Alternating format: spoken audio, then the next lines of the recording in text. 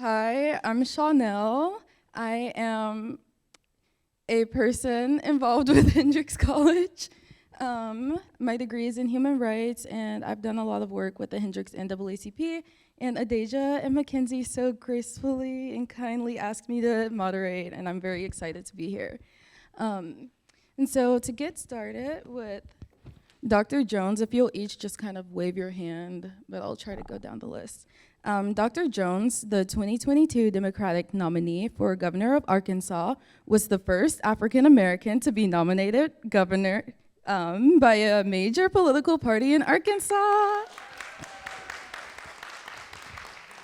His campaign launch video was the most viewed campaign launch video in the country for the 2022 election cycle.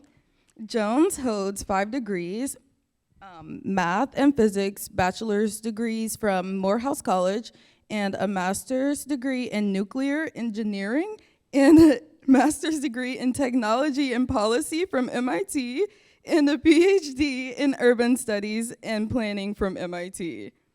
And that is Dr. Jones.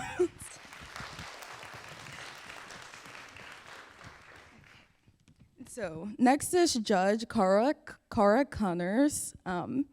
Cara Boyd Connors was born and raised in Memphis, Tennessee, and began her college career at Hendrix College in Conway, Arkansas in 2002, where she majored in politics. Cara entered law school at the William H. Bowen School of Law at UALR thereafter, and she is now licensed to practice law in Tennessee and Arkansas. So it's Dr. Cara. Cara was elected in 2022 as Circuit Court Judge in Pulaski County.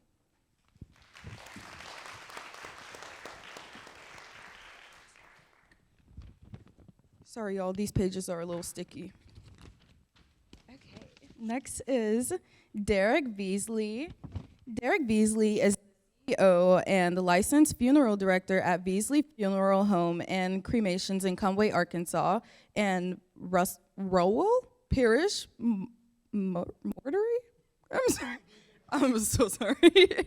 In Fort Smith, Arkansas. A native of Little Rock, he graduated from Parkview High School and began his career as a licensed formal funeral director in 2007 and is a second-generation funeral director. He's currently working towards becoming a national funeral service practitioner.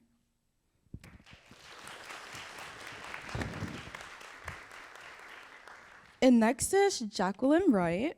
Jacqueline, you see? Jackie? Okay, it's Jackie Wright. Jackie Wright graduated from Hendrix College in 2000. While at Hendrix, Jackie was president of Students for Black Culture and the Pre-Law Society. Her interest in law led her to the William H. Bowen School of Law. As a Bowen scholar, she received a full tuition scholarship.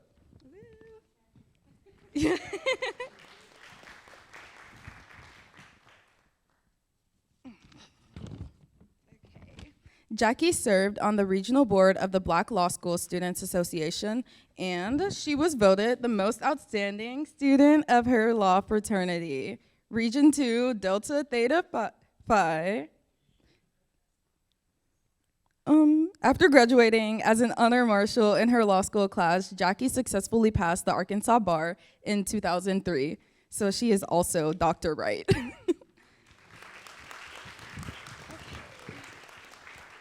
Next, we have CJ Duval.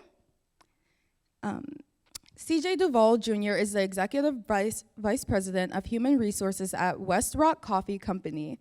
Westrock Coffee Company is a leading integrated coffee, tea, flavors, extracts, and ingredient solutions provider in the U.S.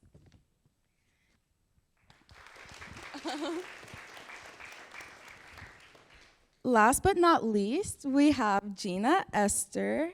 Gena Ester is a native of Conway, graduate of Conway High School, and a graduate of Hendrix College. She holds a Bachelor of Arts degree in Economics and Business with an emphasis in accounting. She is employed by Centennial Bank as Vice President, Credit Analysis Manager. Before joining Centennial in 2008, she served as Vice President of Credit Operations for Regions Bank West Division for nearly 15 years. Her banking history spans close to 35 years. And so we're just going to get right started, and I have the list of questions for you all in case would you like copies? Okay, perfect. So the first question is, what has your journey been like navigating an underrepresented career field, and how have you noticed your growth? There's a mic in the middle if anyone wants to speak first, or I can also pass this one.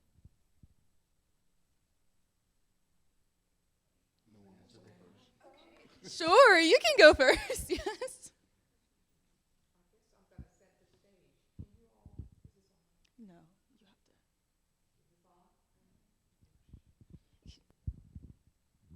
to. Testing. Okay. All right, I guess I'm going to set the stage here. So the question, what has my journey been like navigating in an underrepresented career field? It's been very interesting. She mentioned the fact that I've been in the banking field for 35 years, and I've always been one of those who have, and I hate to use this word, but I'll use it, a token one, because once they find one of you, and it's real, that they want to move up in the corporate arena, then you become that one. The unfortunate thing, it has been difficult for others to succeed in that area as well. For 20 years, I worked at one bank where I can count on one hand where there were representatives that looked like me, both male and female. My current employer, there are very few of us as well. But this is the world that we live in, and this is the reason, I guess, that we're having this discussion tonight. So I appreciate and I applaud you all for giving us this platform to speak on this. So and I'm to answer the same question, correct? Yeah. Super. What has it been like to navigate in an underrepresented career field? You said hard. It can be hard. But there's a part of the navigation that makes it easy if you have grounding.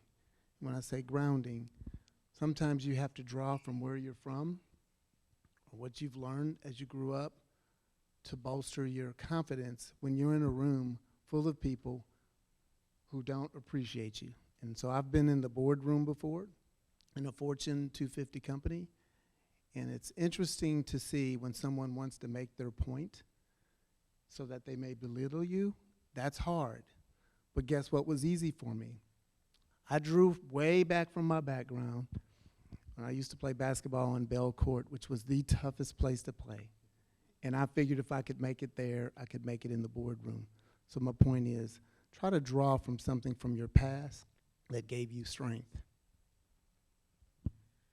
So I will start by telling you guys what I do for a living, because I think I sent the wrong bio.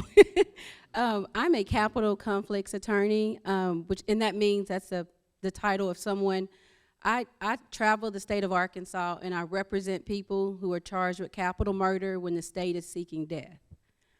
And so it's funny when I first heard about the questions and I looked at this question, it's funny to think about it because a lot has changed, and I do see a lot of growth, but at the same time, not so much has changed. When I was here at Hendricks and I knew I wanted to be an attorney, I only knew 2 African-American attorneys, and only one of those 2 was a woman.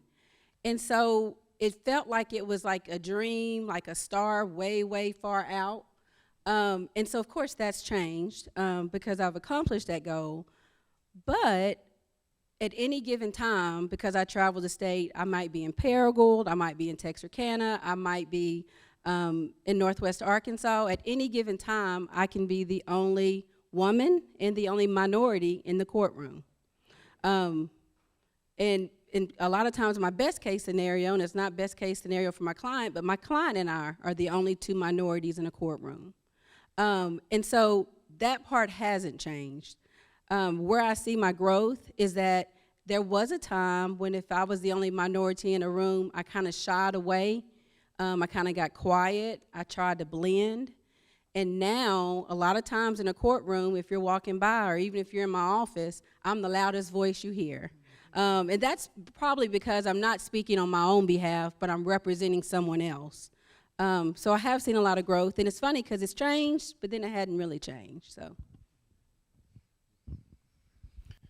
Wow. My experience with navigating the underrepresented funeral industry has been interesting. The growth hasn't really been different.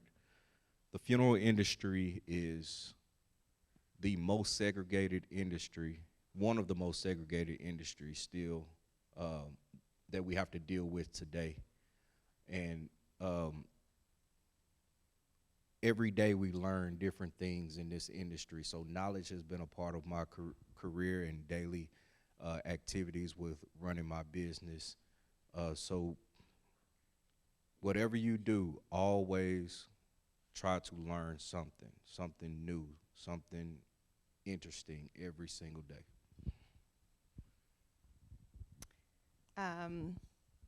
I'm Cara Connors, and Jackie Wright and I have tried cases together, and well, we didn't get to try one. We handled cases together, and I can echo some of her sentiments.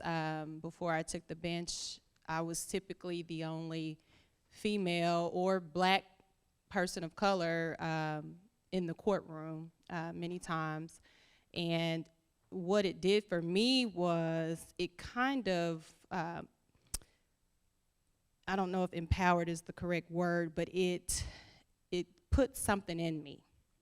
And it forced me to want to be better, to be smarter, and be more prepared than the judge. Because many times, because I am underrepresented, and because there isn't a lawyer in the courtroom that looks like me, dresses like me, talks like me, walks like me, I felt it incumbent to make my presence known, not for what I look like, but for what I can do for my client. And so that was sort of the mantra that I said in my head many times when I walked in a courtroom, and I knew that I would be judged based on my appearance, and I would be underestimated many times because of that. And so all I can say is I'm sorry for those who underestimated me. So, but that's my journey. I love it. I love it. I really appreciate the comments that were made and the sort of nuggets that were dropped, and I hope you all are taking notes, because there's some good stuff from having a learner's mindset to being bold in the space you're in, to understanding the foundation you have and where you started from. And all of those things have contributed for me to what I sort of frame in my head as my own improbable journey. Like going from a kid in a zip code who was born in a zip code that wasn't supposed to achieve much, and having the experiences I've had, part of which is being underrepresented in spaces, is all a part of that improbable journey. I will sort of say two quick things. One is that there's a book by Randall Pinkett and Jeffrey Robinson, and it's called Black Faces in White Spaces. Now, it's from two black guys talking about what it's like to navigate in the Ivies, in Fortune 500 companies, at the sort of top, if you would, but it's also a larger narrative about how underrepresentatives navigate spaces where they can't see themselves. I highly recommend that book, and the last thing I'll say is that You know, as I've gone through that journey, though it's been improbable, what I've leaned on is my own history, both my personal history, going back to slavery, and my lived history, having been in an environment at Morehouse that reminded me of who I was. And when I have challenging times, I try to reflect back and remember, wait, who are you? Who are you really? And those are the things that guide my decisions. So if there's anything I'd say is that try to spend this time, if you haven't already, understanding who you truly are, because then you can lean back on that in the future. Much. Just thank you for sharing your experiences and your advice with us. I know it can be difficult to relive some things, but I think it's very empowering to hear your stories also. And so I guess a similar question, or dissimilar actually, would be, how do you make space for yourselves and for your identity in these workplaces? And how do you find joy also where you are? It's an ever-evolving process, right? Like, so how I find joy today is different from how I found joy, a few years ago. But one thing that helps is spending time thinking about who I am. Spending time trying to answer the question of, why am I here on this earth? What I discovered a while ago was that my purpose in life is helping others fulfill their purpose. So as long as I'm kind of in that lane, I can extract joy from things. And as long as I'm always looking for me, as long as I've looked for the lesson in the experience, whether it's failure, loss, successes, the lesson in the experiences, that's what sort of kept me in the zone of joy, if you would.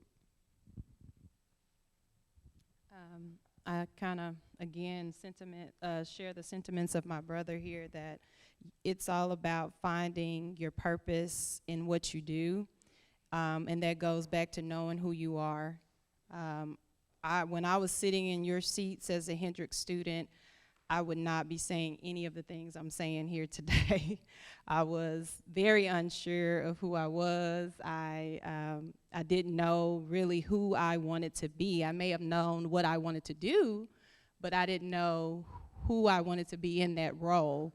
And it's an ever-evolving thing. Like, Chris is saying, you say you want to find happiness and purpose in this one year, and it might be different the next year, and that's okay. That's part of life.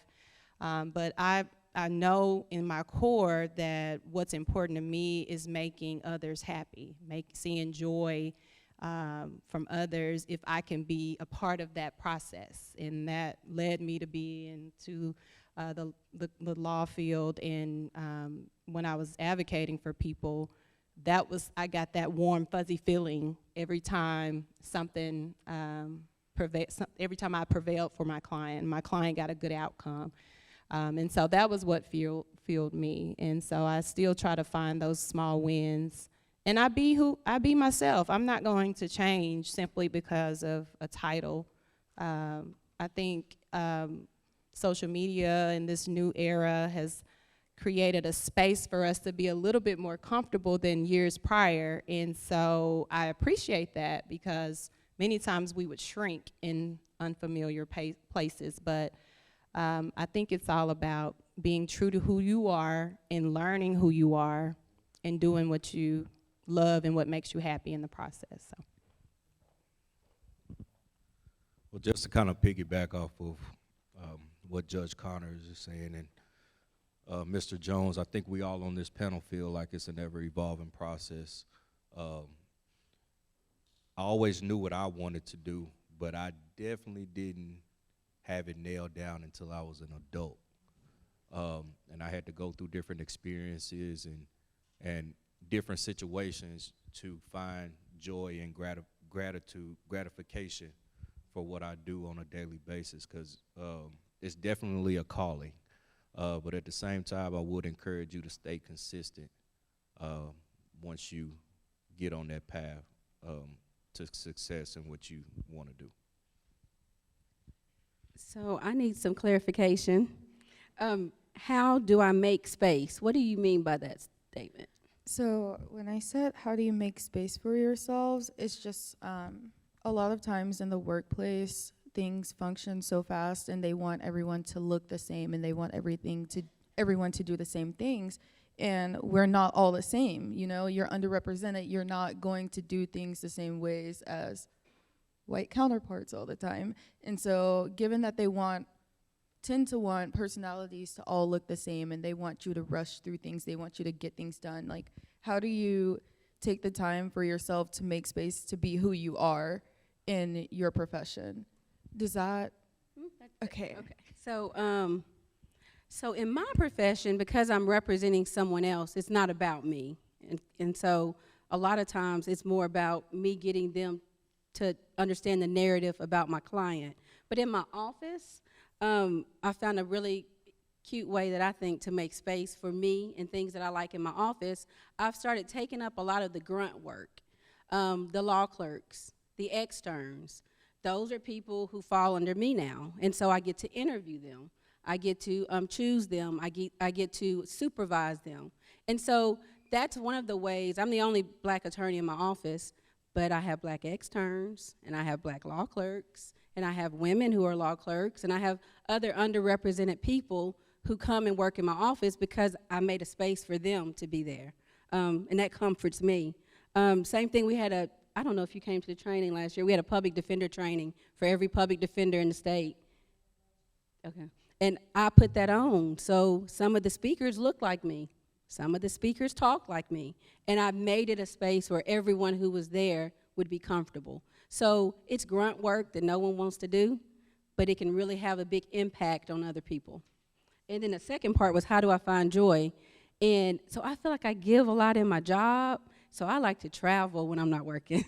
I like to get massages. I like to get my nails done. It's kind of like my self-care.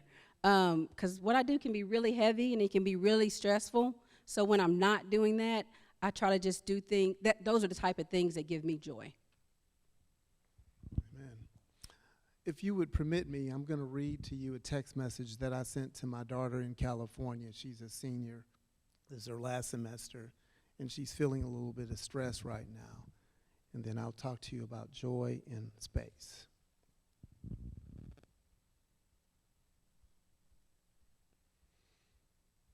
I guess I should have been prepared to do this.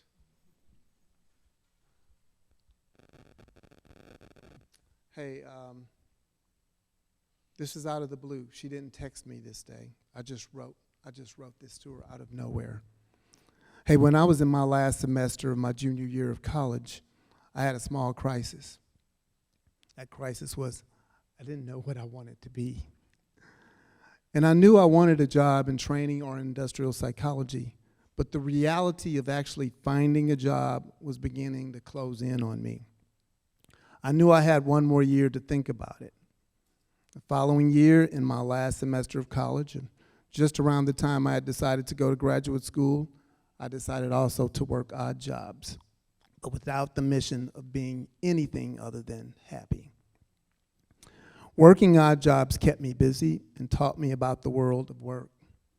It wasn't about money, but it was about learning life. Graduate school was hard.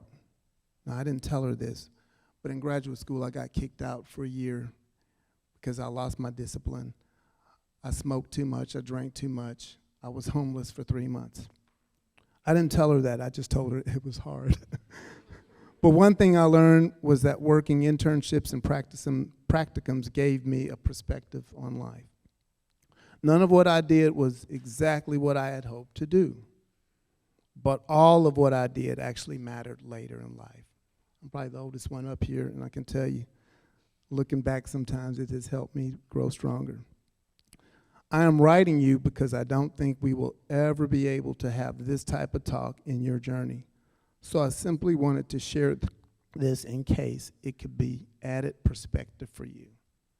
Praying for you always. I love you, Dad. She wrote me back. And my daughter usually doesn't write me right back. Thank you for this message. I really appreciate it. I shared that with you because it's not easy always knowing what you want to be. It's not always easy to create space for yourself because there are other people who want you, they cling to you, they crowd you. And sometimes it's really hard to have joy in certain parts of your life. I have tremendous joy today. I carve a lot of space out for me. I take walks. I think about everything that God has given me. And for those of you who say, I don't believe in God, then think about this. Take a walk and just say, I'm glad about I'm taking this walk. I take walks anywhere. Midnight, and I know people say that's dangerous, but I'm from St. Louis.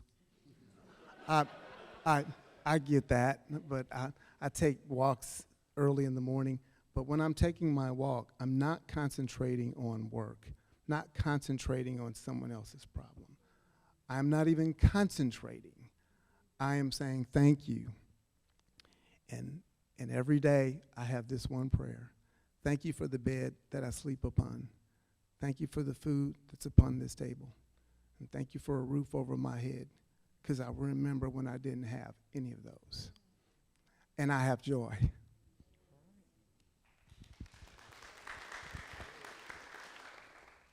How I make space, and I'm so glad that CJ said what he said, that he's the oldest, so I'm gonna take that.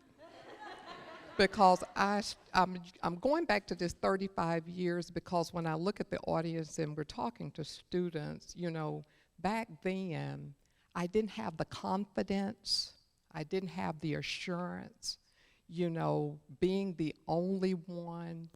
I heard people say you just kind of you wanted to blend in, but you couldn't blend in, but you did the best that you could.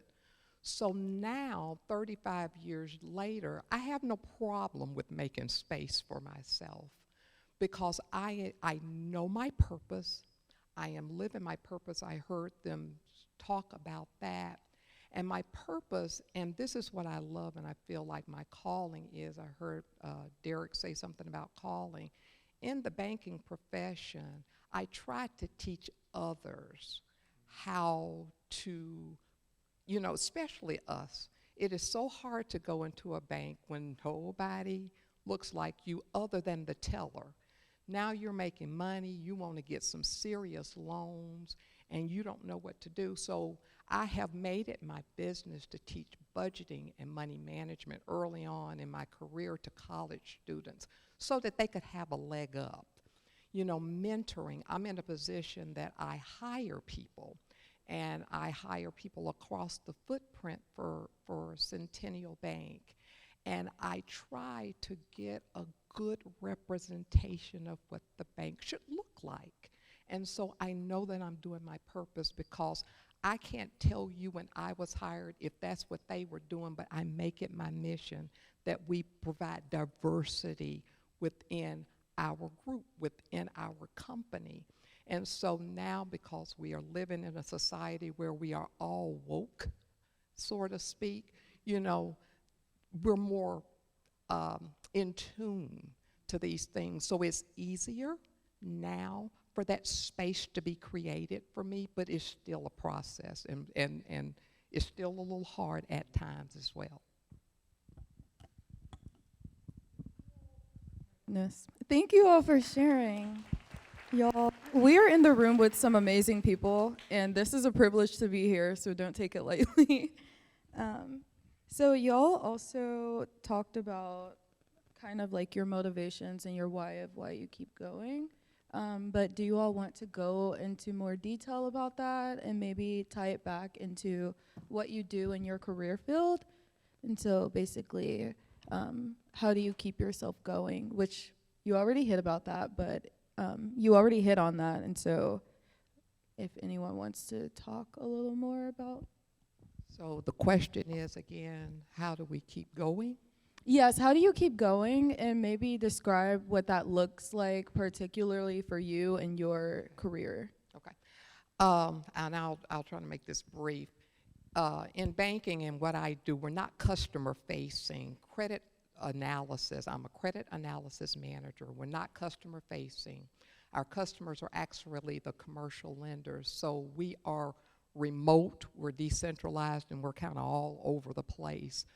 So you'll see one of us or you won't see one. For me in particular, I work in an office space that is rented. I'm not even in a bank branch. We're behind lock and key. So I'm just sitting at my computer all day long and crunching numbers. Hendrick students, you guys should love all of this. But at any rate, I used to have to be in loan committee because what we did was we assess risk, the degree of risk. In other words, we determine if a borrower is risky enough to do a loan with, or credit worthy, let me use that term, to make a loan with, a commercial loan in particular. And so we are the ones responsible for hashing all of that out, packaging it up, working and collabing with the loan officer and taking it to loan committee. And when I would go to loan committee, we would sit together prior to COVID. And of course, I was the only female a lot of times because you didn't see female loan officers, commercial loan officers. And then the decision makers, the committee was white, older, silver-haired males. And we had to argue our case for this credit. Now we're in the COVID era. Everything is pushed back, and we are remote, we're home, and now I'm under lock and key. I work from home a lot versus being out. So I'm saying all that to say this: I feel more comfortable in that space. I don't feel like I have to put on airs. Oftentimes when you go into those settings, you feel like you have to put on a different hat. You feel like you have to be someone else. You feel like, if you know what I'm saying. And now I can just be myself. But my performance is all the same, it's still the same. And so I like that setting for me a lot more because I done got old and tired. I don't like to put on airs. You know, I just like to be who I am. But performance is the key no matter what. And I think I heard somebody say, it was probably Cara, who said, I always felt like I had to excel far above and beyond my peer. Well, I've proven that, so I'm just coasting along at this point. What is my main motivation, and what's the why, if why you keep it going? Work for me is not my main motivation. I've had lots of different careers. I've been a salesperson, I've been a programmer. I've managed programmers in the UK, in the Philippines, and in Singapore. I've been an HR director. I'm an executive in HR now. I've been lots of things. I've been a farmer. But I've been happy in nearly all of those places. And I bring my happiness to work. I bring the motivation to work. And I learned very, very many years ago how life can make me happy. Not you, I'm talking about me. But my mother once said to me, every time you do something for your sister, you smile. Every time you help your brother, you come in with a smile. I don't know what it is about helping other people, but that's who you are. You're a helper. And I've graduated a little bit in terms of what that means. I'm a philanthropist now. I send lots of kids to school in different colleges. You may not know them. But I smile when I do it. No one has to know who they are, and no one has to know how much I give to them. They don't have to know that. I am happy because God has given me that purpose. And in my purpose comes my peace. And in my peace is my purpose. I want all of you here to take time out, not put pressure on yourself, to define yourself the way other people want you, but seek the definition of what makes you smile. And in your smile may be your purpose. I want you to smile wherever you are, because work is hard. I work in a company that just grew leaps and bounds recently, and it's like a startup, meaning since we grew so fast, we have to build new infrastructure, and we have to build it quick. We have shareholders now. Before we were private, shareholders expect a lot out of us, but I am not there to be happy, to derive my happiness from that work. I'm there to get the work done, to perform, to do the best job I can do. But I bring my happiness wherever I go. And that's all I'm saying to you, my friends, is find time to find out what makes you smile. And in that smile may be your purpose. So when I was your age, my main motivation was money. I wanted to make a lot of it, like as much as I could make. And so I watched The Cosby Show, and Claire Huxtable was a lawyer, and she looked happy, she had a lot of money, and I wanted to be her. So that has changed now that I'm a public defender. My motivation now and kind of the why I do it now is because I really believe that I am, and we've all used the word now, purpose. I'm working in my purpose. And the thing I kind of want to tell you that I didn't know when I was your age, because I used to hear these motivational speakers talk about purpose, and I was just like, what is that? The thing about your purpose is it will actually find you. Like, you don't have to find it. It will come knocking on your door. It will be the most exciting thing you've ever done, and you'll want to do it every day whether or not they pay you. That's when you know it's your purpose. And so for me, being able to represent people who can't afford representation, two, they can't represent themselves. They literally can't do the job. And three, most of them don't even know they need the representation. They actually think they could do it on their own. Being able to help someone like that is just a feeling I can't even describe to you. Now, the thing about being a public defender, you don't get a lot of thank yous. So when you get them, they're very special. And they usually don't look like thank you. They look like, man, you're good. You should be a real lawyer. Or, man, you should go to law school. Those are all the compliments you get as a public defender. But it's something about knowing that there's something has happened that would not have happened or may not have happened if you didn't have a hand in it. Just real briefly, in Arkansas, there are 5 different types of murder, capital being the most serious. And if you're convicted of capital, it's life in prison or death. And traveling the state, I've been able to see 2 cases with almost the exact same fact pattern, but because of either information about the defendant or information about the victim, one person is charged with second-degree murder, which carries 5 to 30 years, and one person is charged with capital murder, and they're seeking the death penalty.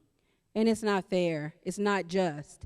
And so a lot of times, my goal is to get a not guilty, but sometimes the goal is just to get fair treatment. And so that's what keeps me going. I mean, I say I do it for free. I hope I'm not lying, Lord. But I really enjoy what I do. I really enjoy helping other people. Well, my main motivation, being a licensed funeral director, I'm probably maybe the youngest on this panel. So talking to the students, I'm actually in the part of my career that you'll be in just a few years. And when I say a few years, I mean 10, 15, and trust me, they're gonna go by fast. But my main motivation at this part of my career is, number one, my children, and making sure I build a legacy and generational wealth for my family. And my why is always going to be the gratification that the families that I have a privilege to serve give me, and that's what encourages me to keep going, because I have to deal with these people during the most difficult times of their lives. And I was telling Ms. Connors and Jackie here that I only have one time to do it. It's not a mess. I can't mess up. When you have a funeral service and when you're dealing with somebody that has lost a loved one, I only have one time to make that experience not bad, but it's already a bad experience, but I have one time to make it pleasant enough to carry on with their lives after losing a loved one. And every day, I mean, people tell me, man, I want to own my own business, or I want to, be a CEO, but my days are filled with solving problems. I solve problems all day, every day. I don't just sit behind a desk. I wear many hats in the deaf care industry. So find your motivation. Find your motivation. Once you find a career path, and like Ms. Jackie said, your purpose will find you. Wow, this is a loaded question for me because many times I didn't know why I was doing the work that I was doing. Jackie did capital cases. I didn't do capital cases. I did a lot of, I did murders and I did serious felony criminal defense. But prior to that, I was a prosecutor. And I was a hearing judge. And so I've had several roles before landing where I am now. And, it wasn't the role that I was serving. It was literally my vocation at the time. What was I being called to do? What did I feel like God was pushing me to do in that role? When I was a student here, I took a course where you studied your vocation in life, and we read A Purpose-Driven Life. And so I remember reading and trying to figure out, well, why do I want to be a lawyer? I never could answer that question. But one thing I did know is that I was deeply passionate about injustices in our system, and how do I correct that for someone. And so that was my motivation, and whether it was serving as a prosecutor or whether it was serving as protecting someone whose rights have been denied during a trial, or had been charged and simply seeking a fair outcome, it was never about the role. And I think I can't wait till I become like Mr. CJ down there and I just have peace by walking down the street because I'm not there yet, but I know that I seek justice in everything that I do, and I know that's my calling and my purpose, and that's what I feel that God is pushing me to do in whatever it is. And it's not always popular, and it's not always comfortable, but that's my why, I guess, to answer the question. So. Love it, love it. For me, at the most fundamental level, faith, family, and friendships have always been something that is sort of core to my why. I believe that I'm placed here for a purpose, and I've always believed that. And my goal is to try to figure that out, and that changes, but it doesn't. I've always loved family and friends. And so those are the things that kind of keep me going and driven. And at another level, my why has changed in the different seasons of my life. And I've tried to keep my antennas up because there was a point in time when I wanted to get a PhD in physics. I know it's kind of weird, right? Like, what are you talking about? But that was my why. And it was so much my why that it was wrapped up into my who I was. And I distinctly remember I kept hitting barriers, and I was in a master's program, and all signals, including faculty members who looked at me and said, you are good enough to get a master's degree. And then he stopped. Right, so what I heard was you're not good enough to get a PhD. But my purpose, my why, what I thought was to get a PhD in physics.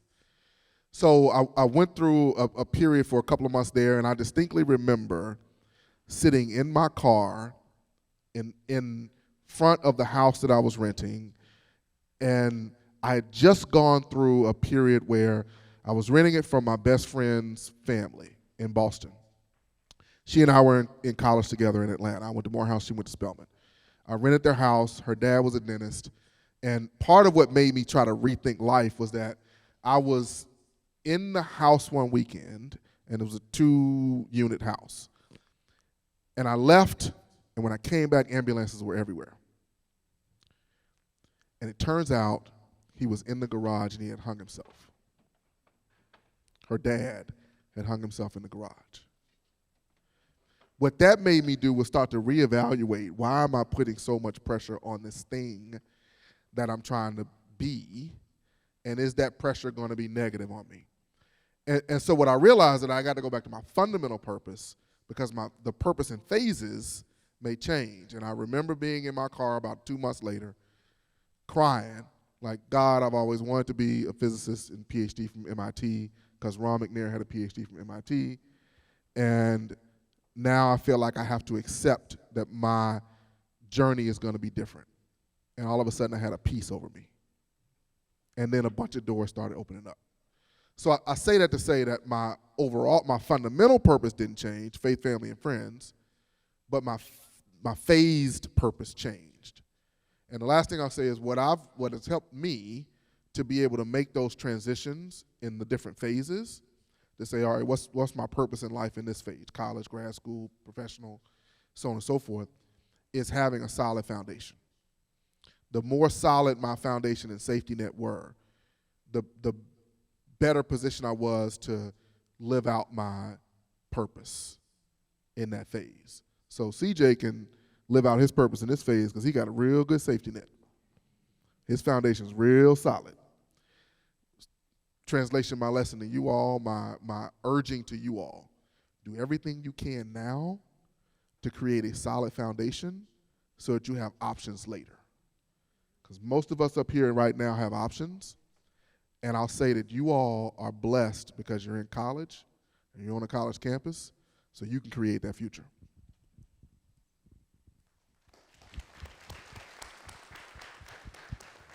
Thank you all. Unfortunately, we are out of time. However, we could possibly do one very, very brief question under 1 minute. And that would be, what advice would you give a person of color who wants to pursue a particular career goal and is hesitant to do so because of the lack of representation there? Is that okay? What you're feeling is real. Fight through it and show up and do the thing. I echo that. Be the best. That's all I can say. Always have your faith. Step out on faith, and I promise you'll get through it. Yeah, I think a lot of times it's fear that keeps people from doing things. And at a certain age, it stops you. You know, you don't go to a certain career because you're fearful that you'll be the only person of color in it. But then you get to another age and you start doing things that scare you. And so I just kind of urge you to start doing that now. You know, I'm taking swimming lessons right now. I have fear of water. I'm doing it anyway. So start doing that. Just kind of, you know, don't wait till you're 45. Do it today. Just tackle the things that, you know, cause you fear, because that's where the good stuff is. I agree. Tackle the things that cause you fear. Just be a lifelong learner. Be a lifelong learner. That's the advice that I would share with you. And I'll just sum it up by saying, be the first. You know, break that glass ceiling. Be the first. I think that's very important. Be the Barack Obama. Be the Michelle Obama. Be the first.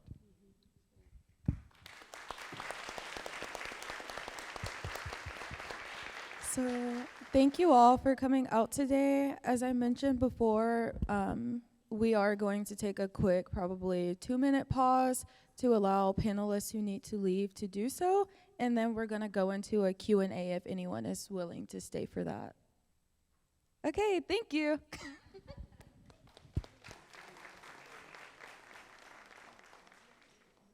So thank you, Elise. You can go ahead with your first question. I didn't have a question. I was gonna. Actually, Elise doesn't have a question. If anyone has a question that they would like to ask, just raise your hand or stand up.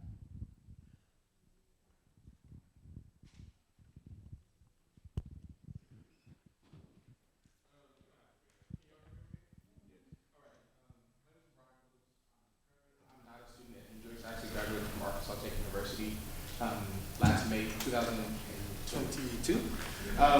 But my question is, You graduated with a hospitality events and tourism degree, and currently right now, did an internship at Oakmont Casino Resort. Worked there for about 9 months or so and left because I was basically doing the job of my superiors and not getting compensated for it, or whenever she was no longer in the role, could not step into that role. So left, came to a hotel here in Little Rock, Arkansas, and kind of the same thing happened there, but disagreed with some practices and left on my end for that. So I'm 24 right now. So whenever you were 24, trying to figure out what position and what career was best for you, how did you kind of navigate stepping into that role and figuring out what career choice was best for you? I hope that question well. Yeah, good, great question. I'm just kidding, I'm messing with you. Really good question, and I think I was about that age when I was having a bunch of conversations about what direction I should take. And what helped me was focusing less on what I would do and more on who I would be. Right? So what's the environment I want to be in? What's the kind of folks I want to be around? What are the types of problems I want to try to solve? In what ways do I want to push myself? And doing that actually allowed some opportunities to emerge that I hadn't thought about before. Because I wasn't looking for a particular position. I was looking for who I wanted to be. And I think that's a muscle that the sooner you build that muscle, the better you are at shaping a life where you can be joyful even in the midst of the challenges. That's a good answer. Well, no, I think no buts. I can be honest and transparent. I did not know who I was at 24, or even really if being in law school was the right thing for me. I had so many unexpected obstacles before I became a lawyer. My last year of law school, I had to come back and repeat a course. I couldn't sit for the bar immediately. I was pregnant my first year out of law school, no job, didn't know where I wanted to be. I had to move back to Little Rock because I went home to take the Tennessee bar, found out I was pregnant, and had to come back to Arkansas to finish my law degree and take the Arkansas bar and then Tennessee. And so my life has taken so many twists and turns before I've landed where I am today. And so I say all that to say is that you never know what you will face, what obstacles you will run into, but you have to trust that God will lead you where you're supposed to be. And if you have a passion or a calling for the tourism industry, don't allow, some superior that doesn't know how to do the job you're doing stop you. You take that opportunity and you build into that, your resume, what you were doing. I was supervising blah, blah, blah, even though my title was XYZ. I mean, you capitalize on that opportunity to highlight your strengths and your skills, and don't allow that to stop you, and build upon that. Use that as your motivation for the next chapter. And so if this is truly the industry that you believe you're called to be in, seize it, contact people, tell them what you've been doing and the skills that you've developed, and grow from there, and allow the doors to open. And I believe that things will happen the way that they're meant to happen for you. So. Yeah, that was a great answer, too. I'll tell you this, at 24, I was just kind of in limbo, kind of in the same situation you were in. I knew I was more than capable of doing the work. I just wasn't compensated like my superiors were. But what I learned later is that what kept me from that was experience. Build on what you're doing now to gain experience, because that's the only thing that's keeping you from, what I'm hearing you say, making the type of money that you want to make at this point in your life. So as long as you stay consistent, keep building those experiences, and like Ms. Carter said, use it to your advantage and build your resume, you'll be just fine. I used to hear people say, it's not what you know, it's who you know. And I didn't understand that at 24. You know, I thought if I studied hard, if I researched really well, if I, wrote the longest briefs, then I would, end up where I'm supposed to end up. And honestly, at your age, at 24, or even if you're at Hendrix, focus on making connections. Focus on relationships. You'll learn this when you get a job that you have to work all week, every week. Everyone that's around you doesn't have to be your friend, but you can still form a relationship with them. Respect them, require respect, but it's when you get to be 24 and you're looking for a job, it's who you know that can open the doors that you need open. So now, I know you may not be at Oakland anymore, but the next place you end up, don't just do the work, start meeting the vendors, start meeting the people that come in, carry some business cards, start handing them out, and make those connections, because that's where I think you'll probably, find what you're looking for. You say you graduated last year? You're gonna be okay. I promise you. You're just now getting your feet wet. I remember when I graduated Hendrix College, and again, there was 7 of us, African American, female and male, in my class. And I always felt like going to a school like this that I would be the cream of Del Cream. I'd get the job that I wanted. I ended up on the retail floor of Dillard's department store in 1987 when I graduated. That slipped out, the 87 did, but when I graduated. And I was wondering at that time, I was 23 years old, 22, 23 years old, what in the world, all that money that my parents spent on me to go to this school, and I'm on the retail floor of Dillard's department store. And as it turned out, I was in the clubhouse, and only a few people are going to know what I'm talking about, but there was the high-end clothing. I would go into that department, that job, every day dressed to the nines like the clubhouse looked, and I was meeting clientele. And it's just like she said, it's networking and connection. And a lady looked at me and asked me, start asking questions about myself and why I was here. And long story short, she connected me to someone who connected me to someone else. So wherever you are, somebody said, capitalize on that. I don't care where you are, whether you feel it's small or what have you. Make the most of that, because you never know who's watching you and where it's going to take you. So you're okay. You're 24. Take a deep breath. You got a long way to go.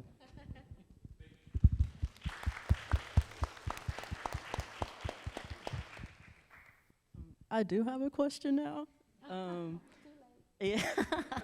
So for the ones who specifically went or graduated from Hendrix, I just would like to know how your experience at Hendrix, and obviously being one of the only Black women at Hendrix, helped shape your now professional life.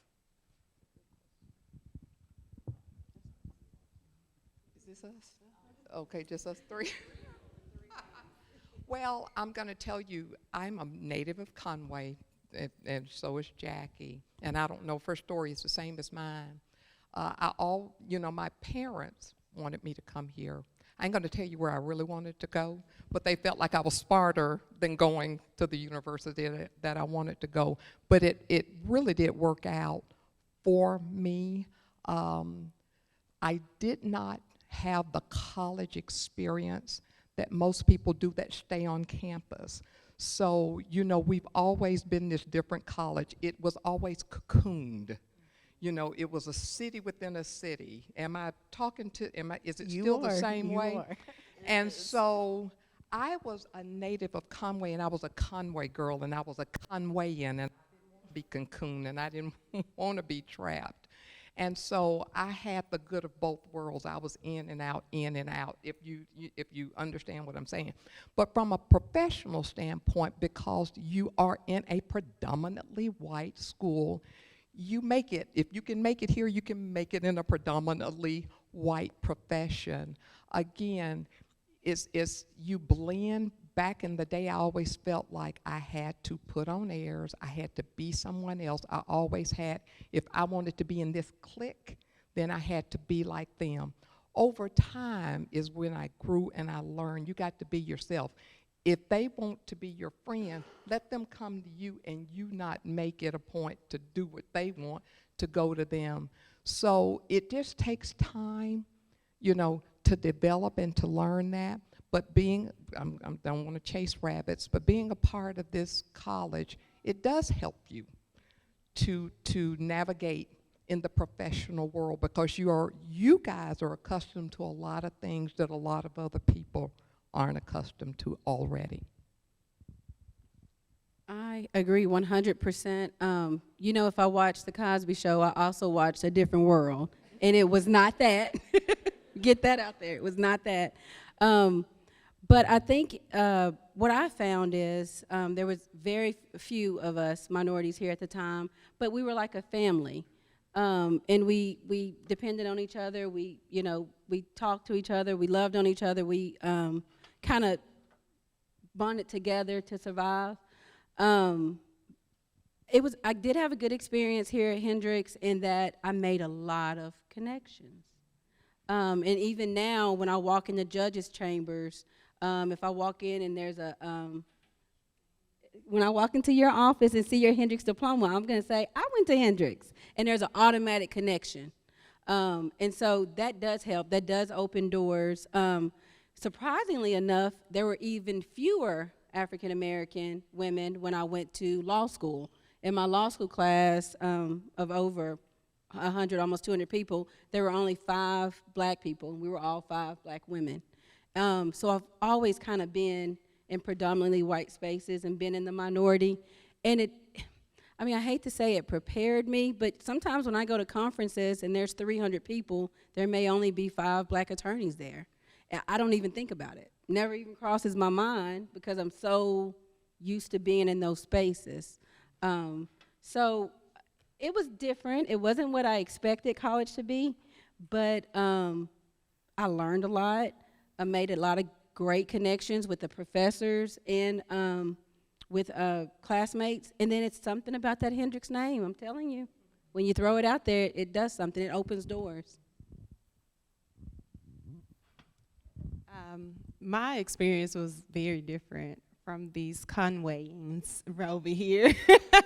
I'm from Memphis. In Memphis, if you're from Memphis or lived in that area, it's real black there, okay? It's real black. It's black teachers, black churches, black mayor, black representatives. And so coming from a predominantly black community to Hendrix was very much of a cultural shock for me.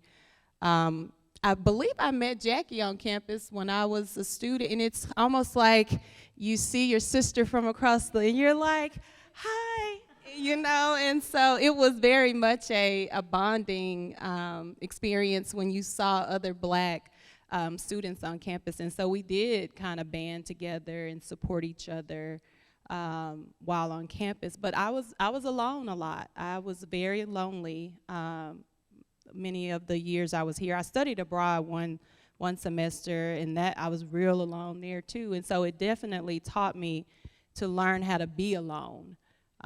It taught me how to, just navigate life without relying on other people, and it prepares you for the real world. But it was a shock. It was a cultural shock for me, and I had to create spaces that I was comfortable in while here, and I learned a lot about who I am today. But I just say, bury yourself in the work if that's what motivates you. Find connections in communities that you relate to, and take this experience and apply it in your life when you leave here, because Hendrix definitely creates a web for you outside of the school. When you leave here, like Jackie says, it's almost like a a fraternity or you know, a brotherhood. When you see someone that went to Hendrix and they're in your profession, you automatically feel some allegiance to that person and some support. So it gave me so many life skills. And so I just encourage any of the students here to just take every opportunity that Hendrix provides for you. I never traveled out of the country before I attended Hendrix. And so I studied in a different country for a semester. I, you know, did so many things. It's just a bucket list of things that I did not have that opportunity for before Hendrix. And so I'm grateful for that. But it was lonely. I was lonely, so. Thank y'all for answering and being here.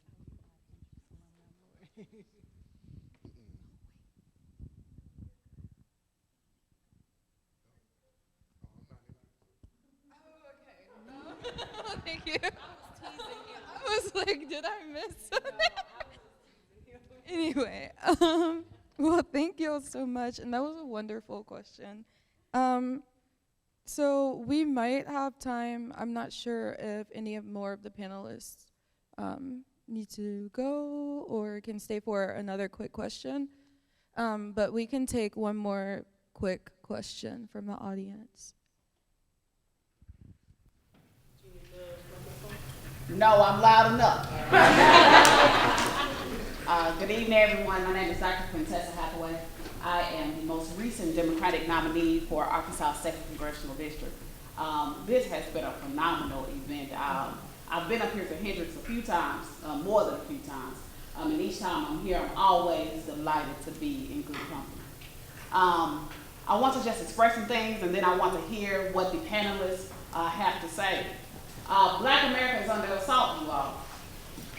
We are experiencing some turbulent times right now, and I don't want to paint this grim picture because I believe that hope is still on the horizon. But when it comes to our educational system here in the state of Arkansas, we know what the current governor is doing. Chris can speak great to this tonight. We know what is happening when it comes to the erosion of our voting rights and voter suppression and racial gerrymandering and all these things that are intended to blight and dim and darken the light of Black America. So I would like to ask the panelists, because I'm not going to speechify right now, but I would like to ask the panelists, what can we do to change the paradigm and create a greater vision for Black America given our current circumstances? Yeah, appreciate that question, Doc. I'll answer it, but I can't resist saying that from the previous question that I went to Morehouse and it actually was like a different world. No, it wasn't like Memphis. It was like a different world. I'm just saying, like it really was. It was truly like that in so many ways. But no, and I say that I'm actually linking it back. One of the things that we learned there, and I think what you're hearing from folks is that they learned it here, is how we deal with the trauma that is life. And each of us will deal with it in a different way. The environments that shape us, particularly in college, shape us in a way to be able to deal with it if we are intentional about being shaped. And so I went to Morehouse. They were very intentional about us being shaped to deal with the trauma and respond to the trauma. So what Doc is saying, Dr. Hathaway is saying, is that we are in an environment where we are faced with a lot of trauma. Our systems are imploding, and our systems are working well. The ones that are not intended to help us are actually being very effective. Our response to that should be to, one, make sure we are taking care of each other. So reach out to folks, look out for them, check in on them, find out if they're okay. And then two, I think find a space where you resonate with. A lot of folks talked about passion and what keeps them up and what they would do if they weren't paid at all. Find that space and then be willing to take the steps to engage in that space. And the last thing I'll say is, as was mentioned, I I don't benefit from the Hendricks network. However, all of you all do. And so one of the things you can do is, as you're thinking about how you engage in the broader society, you have 3 very prominent, powerful Hendricks alum here. You shouldn't let them leave without asking them for something. Even if you don't know what that thing really is yet, get to them and let them know that you need the network activated on your behalf, and make sure you lock into them. That's what you can do as students, as a community, I believe, to begin to fight against the trauma that is impacting all of us. That was longer than I wanted it to be. It was good. I think when you're on a campus that's safe like this, it gives you a false sense of the world. I believe my fellow alum down here talked about how Hendricks was a microcosm inside of another world, kinda. You were living within this world, within a world that may have presented a false impression of what it's like outside of the campus. And so that is very real. I appreciated Hendricks for somewhat insulating me from some of the constructs that you face when you get out of college. But one thing Hendricks did provide was methods and tools to try to correct and address and bring awareness. And so there were plenty of opportunities to put on programming similar to this. I was chair of the MDC, Multicultural Development Committee. I don't know if it's still called that now, but we had a huge budget that allowed us to bring in speakers and just awareness to issues in our society. So educating your counterparts about what the Black experience is one way to address those issues. Just being, a support system, like my brother Chris says, check in on your people. Because I know when the George Floyd incident was happening, people were traumatized by that. Black America was suffering, experiencing PTSD even from just watching the news. And so it's real for so many people who have not become accustomed to facing adversity. And so educating people, bringing awareness, and being engaged in your community. Get involved. Go vote. Go vote. I don't know when I was at Hendricks if we ever did a voter registration drive. I can't remember, but maybe that's what's happening now on campus. But go vote. That's your first act that can change things that you want in your community. And so, that would be my only, to answer your question, Doc. I hope that addresses it, but that would be my encouragement. Get engaged, stay involved, and go vote. Yes, definitely go vote. A lot of this trauma that we're seeing and we're experiencing is on my doorstep. Being a licensed funeral director, I bury and my shoulder get cried on by so many moms and dads who have children that are your age. They're supposed to be in college or should be in college. So you have to, like Judge Carter said, have to stay engaged in your community. I know it may not be Faulkner County. It may be the community that you come from. You need to make it a point to go back home during elections and vote. That's the number one thing. And let's stay off social media. That's not the news. Let's watch the news and vote. I think the number of people in Faulkner County that voted in the last election was 53%. Does that sound right, Chris? It was extremely low. And I think I probably may have used college as a crutch when it came to voting for me.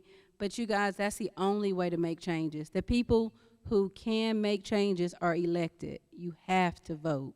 And then the other thing that no one wants to do, that I need everybody to do, is serve on a jury.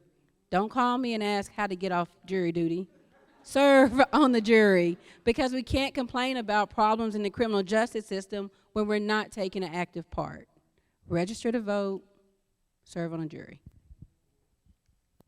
To your question, Dr. Hathaway, is that the name? Okay. We've lost this village. You know, I was raised by a village. You know, we say it takes a village to raise a child. And we seem to have lost that village, which is causing a lot of the erosion, I feel like. I don't have a platform like you or like Chris over here have a platform, but what I am is I'm a parent. And I think everything starts at home with educating our own children. I know we want to blame the school system for a lot of things that are going on, and I'm not, please hear me out. But it's my responsibility, first and foremost, to ensure that my child gets the education that they need, whatever that might. Did this just pop on? Did this just pop on? I'm sorry. Can y'all hear me? But that's the one thing as a parent. And the second thing, I'm a member of a church with other black people. And one of the things that I love about our church is it's community-oriented, it's education-centered, and we have events at the church that are designed strictly for college students called College Day, if any of you have ever heard that. And there they can meet a lot of members of the community. This is the opportunity to talk to the lawyers and judges and police officers and you name it, anyone who is a community servant, they are there at that event. So I feel like that whatever platform that me being a parent, me being a member of the community, serving on boards that are for underserved people within the community. My husband and I are on the backpack program, you know, which is all about education, providing school supplies. And so one of the things that I want to do is be a servant to this community the best way that I can, because it helps, you know, feel like it's not, but it helps in some way, shape, form, or fashion when we do the, you know, the minuscule thing, the least of it. Whatever we do, it's benefiting all of our community.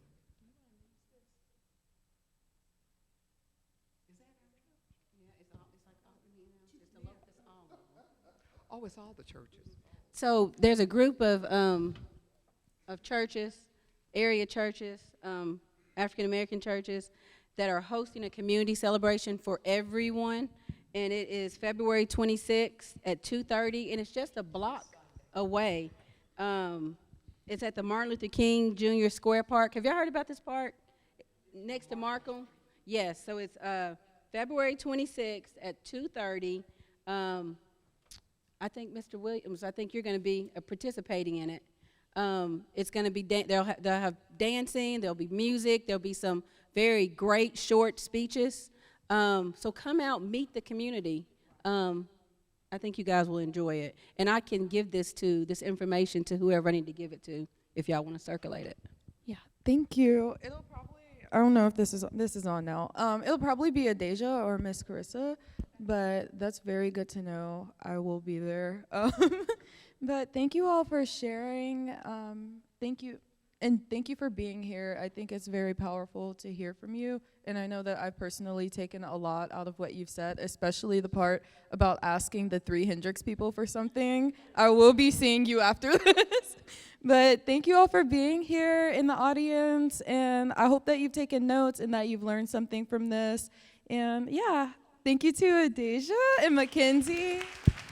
And Miss Carissa. Shout out to Miss Carmisha if she's here too. But yeah, have a good evening, everyone. And